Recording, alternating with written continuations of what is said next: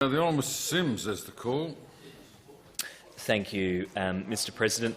The Greens have a number of questions that we will be asking in relation to this bill in the committee stage. My colleague, the Honourable Tammy Franks, has indicated to me that she will have a number of questions to raise.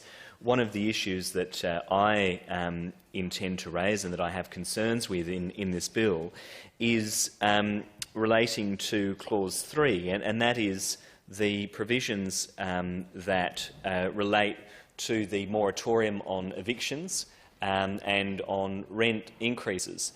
Those provisions were put in place in response to the economic crisis faced by vulnerable South Australians, and I welcome the fact that the government did put those protections in place because we know that vulnerable South Australians, particularly those who are renting, have been really hard hit by the pandemic and the ensuing economic crisis. But those provisions are going to come to an end. I know the government has talked about extending it for a month up until June, but that really is not good enough.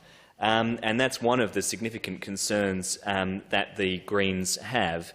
And, Mr President, I might take this opportunity to read into Hansard some of the stories of renters during this economic crisis, because I think it is very important that people understand the implications of not extending this moratorium. And in the committee stage, I will be moving to amend the bill so that we extend those protections for another 12 months up until May next year.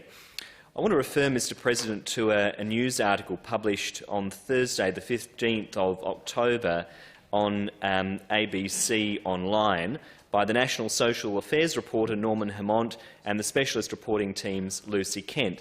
And this was looking at renters and the impact of the pandemic on that cohort. And the headline reads, "Renters skipping meals and paying bills late to afford rent during coronavirus pandemic, study finds."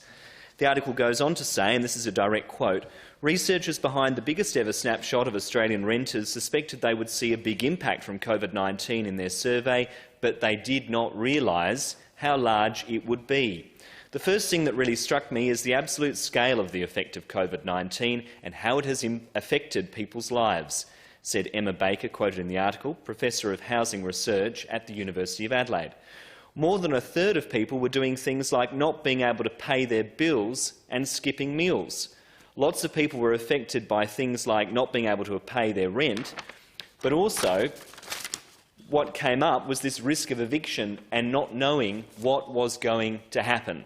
So people, Mr President, not being able to pay their rent on time, people being in fear of eviction, and people living under a cloud of uncertainty. And this was a significant study by the Australian Research Council, a survey of 15,000 renters in households in July and August of last year. Now, what this moratorium on rent increases and evictions has done is it has thrown those people a temporary lifeline, and what the government is talking about doing is pulling the rug out from under them in the middle of the worst economic crisis in a generation, in the middle of this once-in-a-100-year pandemic. And that's something the Greens are very, very concerned about, and I do intend to talk further about this in the committee stage.